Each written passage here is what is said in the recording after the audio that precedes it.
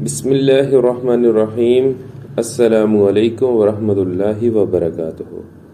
نظر کی کمزوری کا گھریلو علاج: 2 دیسی انڈوں کی زردی، 2 چھوٹے چمچ دیسی گھی، 2 چھوٹے چمچ خالص شہد اور 2 چھوٹے چمچ چھلکا اسپاغول۔